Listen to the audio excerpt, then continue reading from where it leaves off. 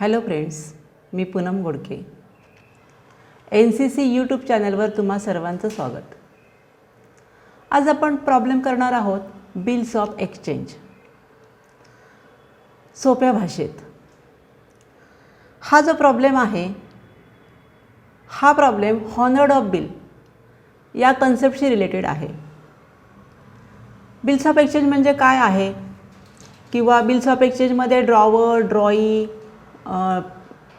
पेई, honoured of bill, dishonoured of bill अशा बऱ्याचशा कन्सेप्ट्स येतात. तर आज आपण त्या काय करतो आहे, क्लिअर करतो थोड्याशा. ह्या प्रॉब्लेममध्ये अगोदर प्रॉब्लेममध्ये जाऊया आपण, आणि नंतर आपण काय करूया, त्या सगळ्या कन्सेप्ट हळूहळू क्लिअर करूया. आपला आहे हा प्रॉब्लेम नंबर 1. ह्या प्रॉब्लेममध्ये थोडासा आपण रीड करूया. रीड करताना त्या प्रॉब्लेममध्ये ज्या ज्या कन्सेप्ट असतात त्याही आपण जराशा क्लिअर करूया. बिल्स ऑफ एक्सचेंज हा ज्यावेळेस प्रॉब्लेम येतो, किंवा बिल्स ऑफ एक्सचेंज हा ज्यावेळी टॉपिक आपल्यासमोर येतो, त्यावेळेस बऱ्याचशा मुलांना बिल्स ऑफ एक्सचेंजची कन्सेप्ट क्लिअर होत नाही आहे. तर मी थोडीशी प्रॉब्लेमशी रिलेटेड ही कन्सेप्ट क्लिअर करते. बिल्स ऑफ एक्सचेंज म्हणजे काय? तर बिल्स ऑफ एक्सचेंज म्हणजे काय की बऱ्याचशा व्यवहारामध्ये, व्यवसायामध्ये बऱ्याचशा ट्रान्झॅक्शन्स ह्या ऑन क्रेडिट होतात. कॅश होतातच, नाही असं नाही आहे, पण बऱ्याचशा ट्रान्झॅक्शन ह्या ऑन क्रेडिट होतात. होलसेलमध्ये जनरली हा व्यवसाय ऑन क्रेडिटच असतो. जो गुड सोल्ड आउट करतो आपण ज्या पर्सनला, तर त्या पर्सनशी संबंध येतो की त्याने काही दिवसांनी की मिस्टर ए आणि मिस्टर बी अशा जर 2 पर्सन आपण सांगितल्या, मी तुम्हाला इथे दाखवते. मिस्टर ए आणि मिस्टर बी या 2 पर्सन्स आहेत, कारण बिल्स ऑफ एक्सचेंजमध्ये 2 व्यक्ती येणं आवश्यक असतं. मिस्टर ए काय करतोय की गुड सोल्ड करतोय, आणि मिस्टर बी आहे तो मिस्टर ए कडून गुड्स परचेस करतो. मिस्टर ए काय करतोय, गुड सोल्ड करतो, आणि मिस्टर बी काय करतो, गुड्स परचेस करतो. तर या ठिकाणी काय होतं की या प्रॉब्लेममध्ये मिस्टर ए आहे, ज्यावेळेस क्रेडिटमध्ये क्रेडिट ट्रान्झॅक्शन्स होतात, आणि क्रेडिट ट्रान्झॅक्शनमध्ये जर समजा मी म्हटलं की मिस्टर एने मिस्टर बीला 10,000चा गुड्स सोल्ड केला ऑन क्रेडिट, तर मिस्टर ए काय करतो, मिस्टर बीला सांगतो की ह्याचे पैसे तुम्हाला केव्हा देणार आहेस. तर मिस्टर बी काय म्हणतो की after 2 months I will pay. Okay, 10,000 after 2 monthsनी मिस्टर बी मिस्टर एला देणार आहे. मग तुम्ही सांगा, एखाद्या व्यक्तीला आपण उधारीवरती माल विकला, त्याच्याकडून पैसे यायचे असेल, तर मिस्टर ए असाच माल विकेल का? त्याच्यावर विश्वास ठेवून विकेल का? सगळ्यात महत्त्वाची गोष्ट अशी असते की कुठच्याही बिझनेसमध्ये विश्वासावर चालत नाही आहे. व्यवसाय चालतो तो प्रूफवर चालतो. जर समजा काही दिवसांनी मिस्टर बीने पैसे दिले, नाकारले की बाबा मी नाही पैसे देऊ शकत, कसला माल तुझ्याकडून घेतला होता, तुझ्याकडे काय प्रूफ आहे, मग अशा वेळी मिस्टर ए काय करू शकतो का? काहीच करू शकत नाही, तो प्रूफच आणू शकत नाही. आणि तुम्हाला माहिती आहे की ज्यावेळेस आपण कोर्टामध्ये जातो, पोलीस स्टेशनमध्ये जेव्हा जाऊन सांगतो आपण असं जर झालेलं आहे, तरीसुद्धा ते लोक तुमच्याकडे प्रूफ आहे का? मग मिस्टर ए म्हणतं माझ्याकडे प्रूफ नाही आहे. मग एला लॉस होईल. 10,000चा गुड जो परचेस केला त्याच्यामध्ये त्याला काय होईल, लॉस होईल. साधी कन्सेप्ट आहे. मग या व्यवहारामध्ये काय होतं माहिती का, मिस्टर ए काय करतो, एक कागदावर किंवा एक फॉर्मॅटवर, कागद आपण नको म्हणूया, फॉर्मॅटच म्हणू, एका फॉर्मॅटवरती मिस्टर बीकडून लिहून घेतो की ह्या दिवशी मी तुला माल विकलेला आहे, आणि 2 महिन्यांनी तुम्हाला माल तो देणार आहेस. आणि याच्यावर दोघेजणं काय करत आहेत, सिग्नेचर करत आहेत. आणि मग मिस्टर ए काय करतो, हा जो कागदच मी सध्या म्हणते याला, हा जो कागद आहे तो मिस्टर बीला सेंड करतो. आणि मिस्टर बी काय करतो, ठीक आहे 2 महिन्यांनी पैसे देतो म्हणून त्याच्यावरती साईन करतो. म्हणजे काय करतो मिस्टर बी, तो कागद ॲक्सेप्ट करतो. आणि या व्यवहारामध्ये हा ॲक्सेप्ट केल्यावरती हा जो कागद आहे ह्या कागदाला आपण म्हणतो बिल्स ऑफ एक्सचेंज. बघा, बिल्स ऑफ एक्सचेंजचा मिनिंग कळला की नाही तुम्हाला? तर बिल्स ऑफ एक्सचेंज म्हणजे काय? तर हे जे साईन केलेलं जे का कागद आहे की मिस्टर ए 2 महिन्यांनी mister A goods sold out करतो आहे, मिस्टर बी परचेस करतो आहे, 2 महिन्यांनी मिस्टर बी अमाऊंट देणार आहे आणि हा प्रूफ बीकडे राहतो. 2 महिने झाले, पैसे मिळालेच नाही आहेत. मग मिस्टर ए काय करतो? मिस्टर बीला सांगतो की अरे मला पैसे दे, 2 महिने झालेले आहेत. आणि मिस्टर बी रिफ्यूज करू शकत नाही, त्याला द्यावेच लागतात. का? तर मिस्टर एकडे प्रूफ आहे. हे जे साईन केलेला जो कागद असतो ह्याला आपण म्हणतो बिल्स ऑफ एक्सचेंज. साधी सोपी सरळ टर्म आहे, काही अवघड नाही. बिल्स ऑफ एक्सचेंज करताना मी इतके वर्ष क्लासेस घेते आहे आणि मला असं जाणवतं मुलांमध्ये की मॅडम आम्हाला बिल्स ऑफ एक्सचेंज समजतच नाही आहे, त्याची कन्सेप्टच क्लिअर होत नाही आहे. पण त्या ठिकाणी त्या प्रॉब्लेममध्ये तुम्ही विचार करत नाही की काय कंडिशन झालेली आहे, कसा तो प्रॉब्लेम आपण करतो आहे, हे तुमच्या लक्षात येत नाही आणि म्हणून तुमच्या त्या एंट्रीज जमत नाही. आणि मी सगळ्यात सांगू का, सर्वात मेन बेस काय असतो माहिती का, की जर्नल एंट्री जी आपण तयार करतो त्याचा बेस बऱ्याच मुलांना माहिती नसतो की ती जर्नल एंट्री कशी फॉर्म होते. तिथंही मुलांचा गोंधळ होतो. आता हे तुम्हाला समजलं बिल्स ऑफ एक्सचेंज अवघड आहे का? काहीच अवघड नाही, याला आपण बिल्स ऑफ एक्सचेंज म्हणतो.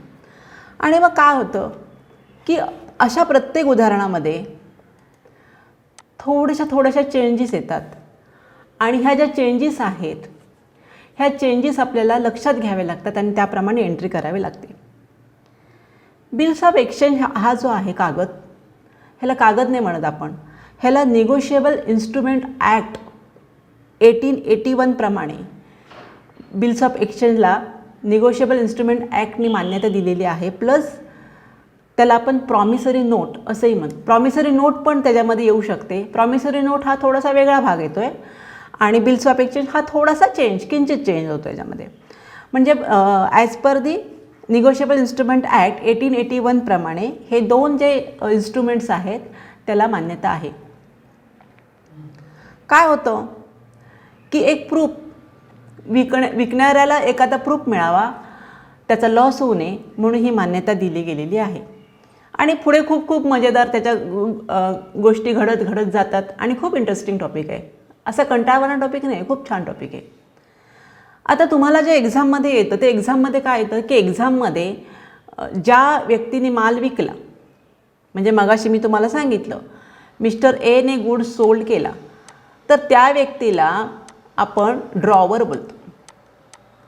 आणि मिस्टर बी जो आहे ज्याला आपण माल विकलेला आहे, म्हणजेच मिस्टर बीने गुड्स परचेस केलेला आहे, दॅट पर्सन इज कॉल्ड ड्रॉई.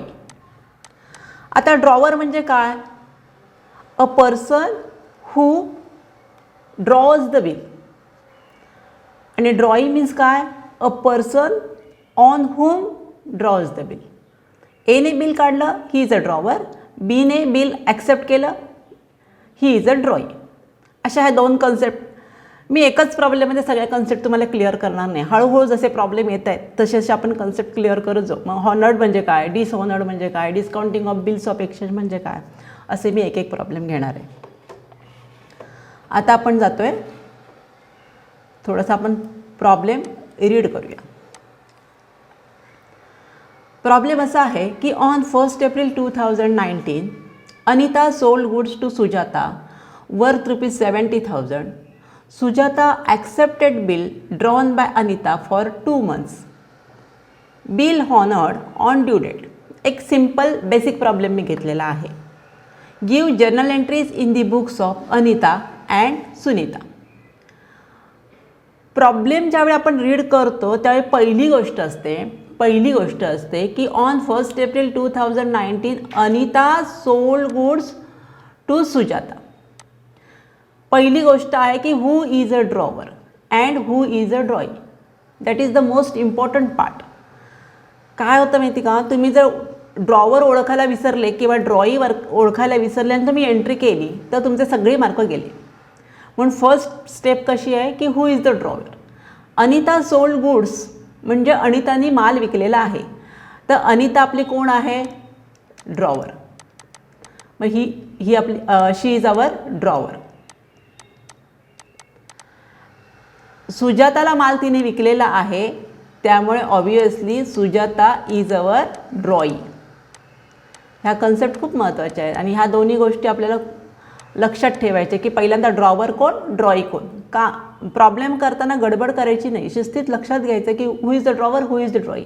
आणि नंतर आपण जर्नल एंट्रीला सुरुवात करतो. किती रुपयांचा माल विकला? 70,000चा. सुजाताने ॲक्सेप्टेड केलं का बिल? हो केलं. किती महिन्याचं बिल आहे? 2 मंथचं. आणि बिल हॉनर्ड झालं का? Yes, bill is honoured. ह्या सगळ्या गोष्टी आपल्याला लक्षात घेतल्यानंतर म्हणजे साधारणपणे लक्षात घ्यायचं की 70,000चं बिल आहे, 2 मंथ्सचा ॲक्सेप्टन्स आहे, आफ्टर 2 मंथ्सनी सुजाताने पे केलं पाहिजे आणि बिल इज द हॉनर्ड झालेलं आहे. ह्या सगळ्या गोष्टी आपल्या झालेल्या आहेत. आता आपण प्रॉब्लेमकडे वळतो. प्रॉब्लेमकडे करताना प्रॉब्लेममध्ये बिल्स ऑफ एक्सचेंजच्या प्रॉब्लेममध्ये जर्नल एंट्रीज विचारल्या जातात आणि त्याही आपण अनिता आणि सुनीता बोथ ड्रॉवरच्या पण एंट्री आणि ड्रॉईच्या पण एंट्री आपण करतो. आपण प्रॉब्लेमकडे जाऊ. हा आहे आपला जर्नल एंट्रीचा फॉर्मॅट. या फॉर्मॅटमध्ये in the books of Anita असं आपण लिहितोय आणि आठवणीने इंटू ब्रॅकेटमध्ये ड्रॉवर लिहा आणि जर्नल. आपण काय करतोय? जर्नल करतो का? आपण लेजर करतो का? आपण trading and profit and loss account करतो का? जे काही आपण करत असतो त्याचं नाव देणं खूप गरजेचं असतं आणि हे विसरायचं नसतं. In the books of Anita, drawer आणि जर्नल. आता प्रॉब्लेममध्ये काय सांगितलेलं आहे? तर प्रॉब्लेममध्ये Anita sold goods to Sujata. प्रॉब्लेमकडे जाऊ हवं तर आपण, म्हणजे तुमचा थोडासा जो गोंधळ होईल तो कमी होईल. Anita sold goods to Sujata worth rupees 70,000. 70,000चा गुड्स विकला. कोणी विकला? अनिताने विकला. तर अनिता कोण आहे? तर सेलर आहे. आणि सेलरच्या पुस्तकातली जी एंट्री असते नेहमी ही एक अगदी बेसिक एंट्री आहे. Goods sold. गुड्स सोल्ड म्हटलं तर टू सेल्स ही एंट्री येणारच की नाही. तुम्हाला सगळ्यांना माहितीच आहे की 11 झालं, 12 झालं, टू सेल हे येणारच आहे. कोणाला विकलं? सुजाताला विकलं. म्हणजे सुजाताला माल विकला तर Sujata is debtors of miss Anita. मग आपण काय करतोय? आन्सरकडे जाऊया. In the books of Anita लिहिलेलंच आहे आणि आपली जो डेट आहे तर अगोदर आपण फॉर्मॅट पहिल्यांदा बघू कसं आहे. तर ह्या फॉर्मॅटमध्ये डेट येतं, next particular LF debit rupees into ब्रॅकेटमध्ये टाकलं आहे मी आणि क्रेडिट इंटू ब्रॅकेटमध्ये रुपीज. LF मीन्स काय? तर लेजर फोलिओ. लेजर फोलिओ म्हणजे काय? तर जर्नल एंट्री जेव्हा आपण करतो, म्हणजे सुजाता अकाउंट आपण तयार केलं असेल तर सुजाता अकाउंट जेव्हा तयार करतो त्या सुजाताचं एक लेजर केलं जातं आणि हे लेजर ज्या पेजवर आहे त्या पेजचा नंबर इथे लिहिला जातो. म्हणजे आपल्याला टॅली करताना किंवा ज्यावेळी आपल्याला व्यवहारामध्ये बघायचं असते की सुजाताकडनं येणं किती आहे, सुजाताला ही एंट्री केली की नाही, तर ते चेक करण्यासाठी सोपं जातं. 5 नंबर थोडक्यात. पहिली एंट्री आपण करूया. डेट काय आहे? 1 एप्रिल 2019. अनिता सोल्ड गुड्स म्हटल्यानंतर अनिताकडचा माल गेलेला आहे आणि कोणाला दिलेला आहे? सुजाताला दिलेला आहे. एंट्री कशी होते? सुजाता अकाउंट डेबिट, अमाऊंट आहे 70,000, क्रेडिटला डॅश, टू सेल्स अकाउंट 70,000 क्रेडिटला. Narrations being goods sold on credit to Sujata आणि आपण थोडीशी छोटी लाईन देतो. आता Sujata account debit to sales account ही नेहमीच एंट्री येणार आहे in the books of drawer. ती कधीही जाणार नाही आहे. म्हणजे थोडीशी आपण ही लर्न पण करू शकतो, पण लर्न करायची गरजच नाही की प्रिन्सिपल्स आहेत, रूल्स आहेत, त्याप्रमाणेच ही एंट्री होते. सुजाता अकाउंट डेबिट 70,000 डेबिटला लिहिले, क्रेडिटला डॅश. टूचा मिनिंग काय होतो? क्रेडिट, म्हणून to sales 70,000. Being goods sold on credit to Sujata ही नरेशन्स आपली झालेली आहे. नरेशन म्हणजे काय? तर brief explanations about the journal entry. नंतर आपण पुढच्या व्यवहारामध्ये बघू पुढे काय झाले.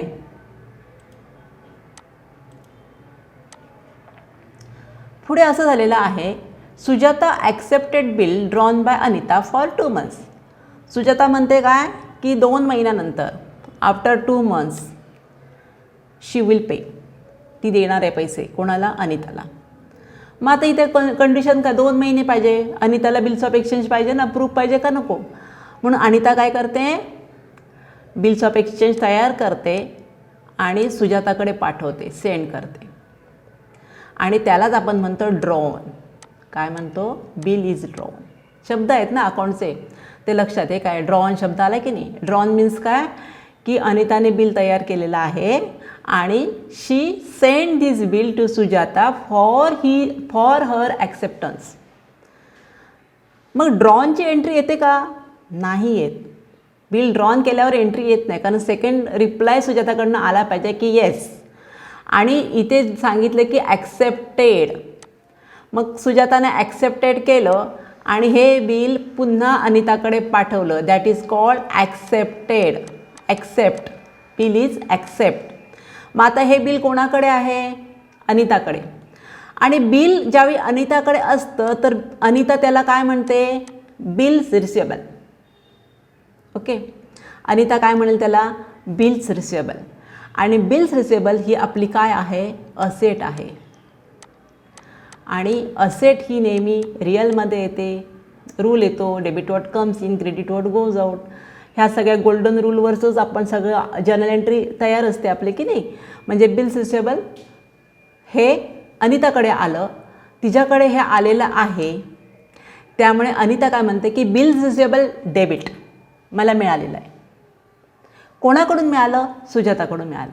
मग एंट्री काय होईल, bills receivable account debit to Sujata.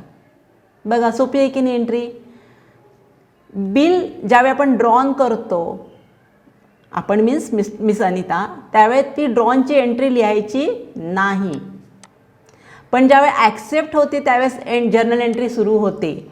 आणि एंट्री कशी होती, bills receivable account debit to Sujata, कारण बिल्स सुजाताकडून आलेलं आहे, सुजाताचं ॲक्सेप्टन्स आहे.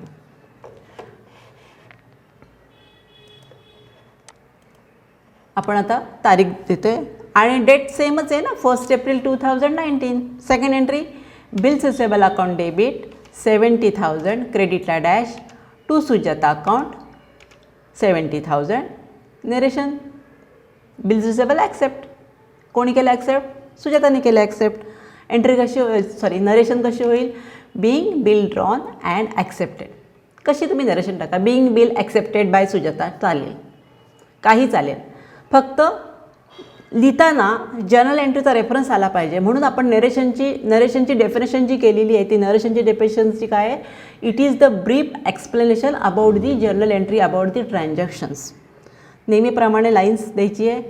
लाईन देताना पण बघा, पूर्ण लाईन दिलेली नाही आहे. बरेचशी मुलं काय करतात, जी लाईन सुरू करतात 1 एप्रिलपासून शेवटपर्यंत. गरज नाही ना, कारण आपल्याला हे जे डेबिट आणि क्रेडिट जे आहेत ना, यांची आपल्याला टोटल करणं गरजेचं आहे, करायची असते ना, कारण फॉर्मॅट आहे तो. आता आपण नेक्स्टला जातो. पुढे काय झालं बघू आपण. Bill is honoured on the due date. आता प्रश्न येतो की ड्यू डेट म्हणजे काय. मी तुम्हाला बोलले होते की मी सगळ्या कॉन्सेप्ट तुम्हाला बरोबर सांगणार नाही, जसा प्रॉब्लेम येईल त्याप्रमाणे हळूहळू कॉन्सेप्ट सांगेन. ड्यू डेट म्हणजे 2 महिन्याने जे पैसे मिळणार आहे आफ्टर 2 months, तर त्या आफ्टर 2 monthsनी जी काही तारीख येईल, जी काही डेट येईल त्याला आपण म्हणतो ड्यू डेट. आता आपण डेट काउंटिंग करू. कधी गुड सोल्ड केला, 1 एप्रिल 2019. 1 एप्रिल 2019 नंतर जे 2 months होतात त्या 2 monthsचं मी कॅल्क्युलेशन करते. 1 एप्रिल आला, 1 मे 1 महिना झाला आणि 1 जून 2nd month झाला. म्हणजे 1 जून 2019 या दिवशी आपल्याला पैसे मिळणार आहेत. तर याला आपण काय म्हणतो, ड्यू डेट.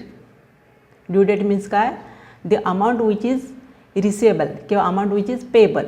दोघींच्या दृष्टिकोनातून मी सांगते की मला हे पैसे द्यायचे आहेत, सुजाता म्हणेल, आणि मला पैसे मिळणार आहेत असं कोण म्हणेल, अनिता म्हणेल. तर ड्यू डेटचा मिनिंग काय होईल की 2 महिन्यानंतर जी काय डेट येईल त्याला आपण ड्यू डेट म्हणतात. पण या ठिकाणी एक गंमत असते बरं का. गंमत म्हणजे काय की जसं अनिताने सुजाताला सांगितलं की 2 महिन्यांनी पैसे देते, सुजाताने ॲक्सेप्ट केलं, सगळं झालेलं आहे. 2 महिने उलटून गेलेत आणि मग सुजाताला काही दिवस, एक 3 दिवस थांबलं जातं. 1 तारखेला वाट बघितली जाते, 1 तारखेला पैसे मिळणार. मग 1 तारखेची वाट आपण दिवसभर बघितली आणि त्या दिवशी पैसे आले नाही, ते लगेच आपण जाऊन कोर्टामध्ये किंवा ॲक्च्युली बिल्स ऑफ एक्सचेंजचा ज्यावेळी इश्यू होतो डिसऑनरचा, त्यावेळी नोटरीशी संबंधित असतो. आता नोटरी म्हणजे काय पुढच्या प्रॉब्लेममध्ये. तर 1 एप्रिल 2019चं बिल 1/6/2019 म्हणजे 1 जून 2019ची ड्यू डेट आहे आणि याच्यामध्ये 3 डेज काय केले जातात, ॲड केले जातात. 1 जून हा सोडायचा आहे आणि त्याच्यात 3 दिवस जर झाले तर 2, 3, 4 म्हणजे आपली ड्यू डेट झाली 4/6/2019. या दिवशी तिने पैसे दिले पाहिजेत. जर या दिवशी तिने पैसे दिले नाहीत तर मिस अनिता नोटरीमध्ये जाऊ शकते, तिच्याबरोबर केस फाईल करू शकते, मला माझे पैसे मिळालेले नाहीत. कळलं. पण हे बिल हॉनर्ड झालं आहे, त्यामुळे नोटरीचा संबंध आलेलाच नाही आपल्याकडे. हॉनर्ड झालं म्हणजे काय तर हाही शब्द आपल्याला सांगायचा की नाही, bill is honoured. Honoured means काय की बिलाचे पैसे तिने अगदी व्यवस्थित दिलेले आहेत न चुकता. म्हणजे अनिताला तिने बुडवलेलं नाही आहे, अनिता लॉसमध्ये गेलेली नाही आहे, अनिताला नोटरीमध्ये जायची गरज नाही आहे. तर हॉनर्ड मीन्स काय तर ड्यू डेटला कॅश विल बी रिसिव्ड, पैसे मिळालेले आहेत, व्यवहार झालेला आहे.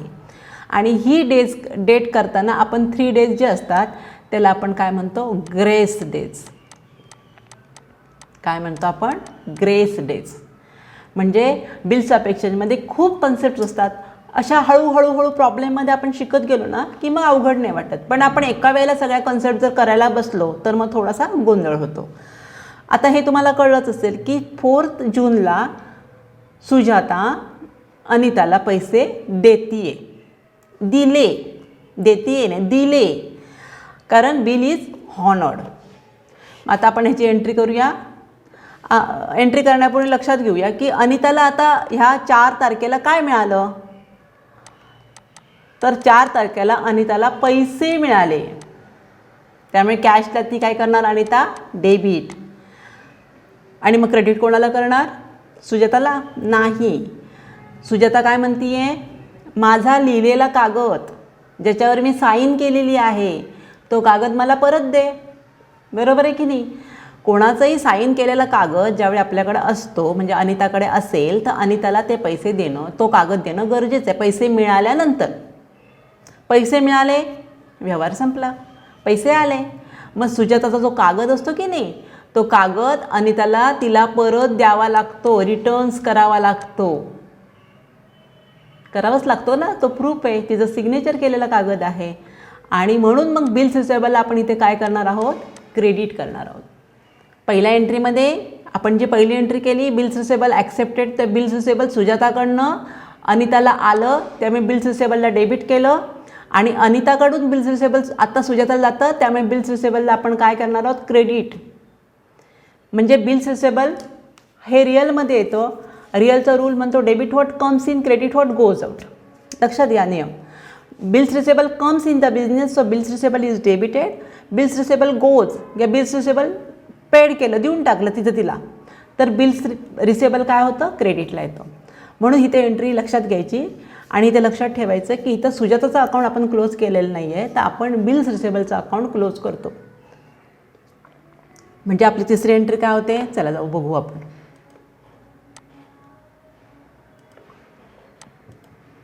तारीख काय सांगितली मी तुम्हाला, 4 जून ही तारीख लिहायची ज्या दिवशी व्यवहार संपतो, त्यांचा पैसे मिळतात. Cash account debit 70,000, to bills receivable 70,000, narration being bill honored on due date, being cash received on due date. काही चालतं, तुम्हाला जे वाटेल ते. आणि मग हे एवढ्या ह्या 3 एंट्री झाल्या. मी म्हटलं तुम्हाला की हा पहिलाच प्रॉब्लेम आहे बेसिक. आपण पहिला बेसिक शिकूया आणि बेसिक करता करता आपण वर हळूहळू जाऊया. सुरुवातीलाच आपण एखादा अवघड प्रॉब्लेम घेतला तर बिल्स ऑफ एक्सचेंज तुम्हाला कळणारसुद्धा नाही आहे. अशा खूप कन्सेप्ट्स असतात त्याच्यामध्ये. आजची कन्सेप्ट होती हॉनरची. ह्या 3 एंट्री झाल्यानंतर नेहमीप्रमाणे डेबिट आणि क्रेडिटची आपण टोटल करतो. ती येते 2,10,000 डेबिटला लिहिले आणि क्रेडिटला पण लिहितो 2,10,000. ओके, म्हणजे आपला हे झालेलं आहे in the books of drawer, म्हणजे अनिताच्या पुस्तकातल्या एंट्री झालेलं. आता आपल्याला पुढच्या एंट्री ज्या करायच्या आहेत त्या करायच्या आहेत सुजाताच्या पुस्तकामध्ये. In the books of Sujata, into ब्रॅकेटमध्ये ड्रॉई, न विसरता ड्रॉई लिहा, तुम्ही कन्फ्यूज नाही होणार. आणि ॲज इट इज जर्नल आपण काय करतो ते लिहिणं गरजेचं आहे. फॉर्मॅट आहे date, particular, LF, debit, credit.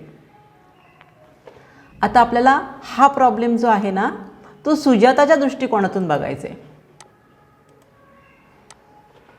सुजाताच्या दृष्टिकोनातून बघूया. आता मी काय करते, ते थोडं सुजाता लिहिते.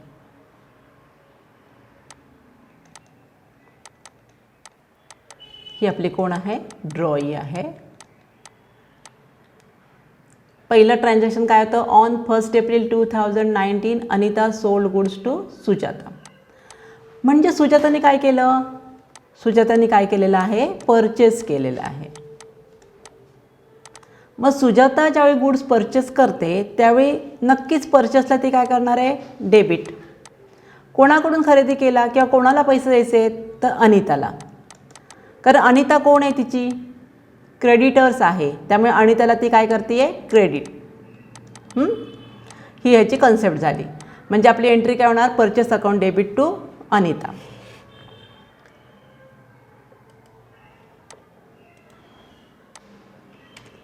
First April 2019 purchase account debit 70,000 डेबिटला, क्रेडिटला डॅश टू अनिता 70,000.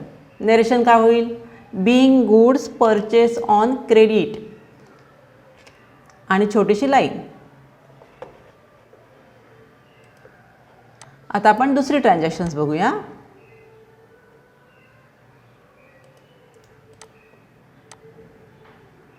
दुसऱ्या ट्रान्झॅक्शन्समध्ये आता आपल्याला काय सांगितलं आहे की सुजाताने परचेस केला good. She is purchase goods from the Anita. आता सुजाताचा व्ह्यू डोक्यात ठेवायचा आहे. आता सुजाताची पोझिशन्स काय झाली, परचेसची आपण पहिली एंट्री केली. आता अनिताने काय केलेलं आहे, अनिताने बिल काढलेलं आहे. मी थोडंसं कडेल दाखवते तुम्हाला. ही अनिता आणि ही सुजाता. अनिताने बिल काढलं, सुजाताला पाठवलं, बिल इज ड्रॉन. आणि सुजाताने काय केलं, बिल ॲक्सेप्ट करून अनिताला दिलं. सिच्युएशन तीच आहे, फक्त इथे ॲक्सेप्ट केलं. कोणी केलं ॲक्सेप्ट, सुजाताने केलं. बिल कोणी ड्रॉन केलेलं आहे, बिल ड्रॉन केलेलं आहे अनिताने. मग इथे ॲक्सेप्ट करताना अनिताच्या पुस्तकात एंट्री करताना पटकन कळली आपल्याला की तिला बिल मिळालं. बट सुजाताला काय झालं, सुजाताने बिल दिलं, पाठवलं. पण सुजाता जी आहे, सुजाता त्या बिलाला बिल्स रिसेबल न म्हणता ती काय म्हणणार आहे, बिल्स पेबल. बिल्स रिसेबल कोण म्हणतं, अनिता म्हणेल बिल्स रिसेबल आणि सुजाता काय म्हणणार आहे, बिल्स पेबल. कारण अनिताला पैसे मिळणार आहेत त्यामुळे दॅट इज हर असेट आणि सुजाताला पेमेंट द्यायचं आहे, दॅट इज हर लायबिलिटीज. म्हणून ती काय लिहिते आहे, बिल्स पेबल. कळलं. म्हणजे ड्रॉई लिहिताना बिल्स पेबल लिहितो आणि ड्रॉवर लिहिताना नेहमी काय म्हणतो, बिल्स रिसेबल. मग एंट्री कशी होणार की सुजाताने बिल दिलेलं आहे, म्हणजे आपण आता हिचा फोकस करतोय ना, सुजाताचा फोकस करतोय, तर हिच्याकडनं बिल गेलो त्यामुळे ती काय करणार आहे, बिल्स पेबलला काय करणार आहे, क्रेडिट गेलो. आणि अनिताला दिले आपण बिल त्यामुळे अनिताला ती डेबिट करणार आहे. मी अनिताला बिल दिलेलं आहे आणि बिल्स पेबल माझं गेलेलं आहे त्यामुळे बिल्स पेबल क्रेडिट. इथे सुद्धा बिल्स पेबल जे आहे, बिल्स पेबल हा तुमचा जो डॉक्युमेंट्स आहे हा असेटच आहे. ही सुद्धा असेटच आहे. जसं बिल्स रिसेबल असेट तसं बिल्स पेबल पण असेट. रिअलचा रूल इथेही लागलेला आहे. Debit what comes in, credit what goes out. त्यामुळे बिल्स पेबल गेलेला आहे त्यामुळे सुजाता म्हणते क्रेडिट. चला आता ह्याची आपण एंट्री करूया.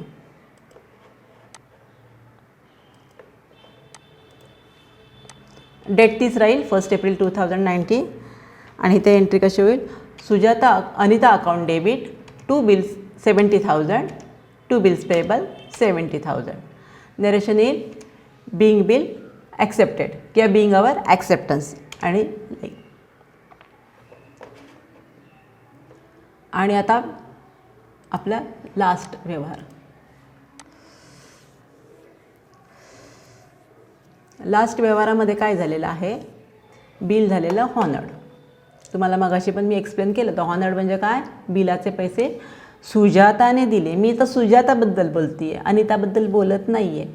त्यामुळे सुजाताने काय केलेले आहे, अनिताला कॅश दिलेली आहे. कॅशसुद्धा रिअलमध्ये येते, त्यामुळे कॅश जी आहे ही जाणार आहे क्रेडिटला ह्या ट्रान्झॅक्शनला. आणि बिल्स पेबल तिला मिळणार आहे, बरोबर आहे की नाही, कारण तिचा तो प्रूफ आहे. त्यामुळे ती काय करणार, बिल्स पेबलला डेबिट करेल आणि कॅशला काय करणार आहे, ती क्रेडिट करणार. डेट घेताना तसंच 1 एप्रिलचं बिल आहे, 2 महिन्याचं बिल 1 जून, 3 महिने ग्रेस डेट, म्हणजे डेट बदलत नाही. 4 जूनला ते बिलाचे पैसे सुजाता अनिताला देते आहे. आणि एंट्री कशी होणार आहे, डेट किती येणार आहे 4/6/2019, bills payable account debit 70,000 to cash account. Narration being bill honoured on due date, being cash paid to Sujata. तुम्ही काही लिहू शकता, तसा काही त्याचा इश्यू नाही आहे, पण जे काय लिहाल ते प्रॉपर लिहा. 2,10,000ची टोटल, 2,10,000ची टोटल. हे सगळं झाल्यानंतर टोटल करणं इथे गरजेचं आहे. बरेचसे मुलं इथे टोटल विसरत आहेत, तर टोटल विसरू नका, कारण हा जर्नल एंट्रीचा फॉर्मॅट आहे. तर असा आपला हा प्रॉब्लेम जो आहे तो झालेला आहे बिल्स ऑफ एक्सचेंजचा. थोडासा बेसिक प्रॉब्लेम घेतलेला आहे, तुम्हाला थोड्याशा कन्सेप्ट पटकन कळाव्यात म्हणून. हळूहळू आपण तो प्रॉब्लेम काय करूया, वाढवत जाऊया, म्हणजे मग आपल्याला एक एक गोष्ट क्लिअरली कळेल. आणि बेस जो असतो ना, बेस तो कधीही विसरू नका. अनिताची पोझिशन्स काय होती, सुजाताची पोझिशन्स काय होती, त्या ठिकाणी आपण अनिता आहे, आपण सुजाता आहे असंच तुम्ही समजून घ्या आणि त्याप्रमाणे त्या एंट्री करा. तुम्हाला हा प्रॉब्लेम नक्कीच कळेल, समजेल पण, आणि आउट ऑफ मार्क तुम्ही मिळवा.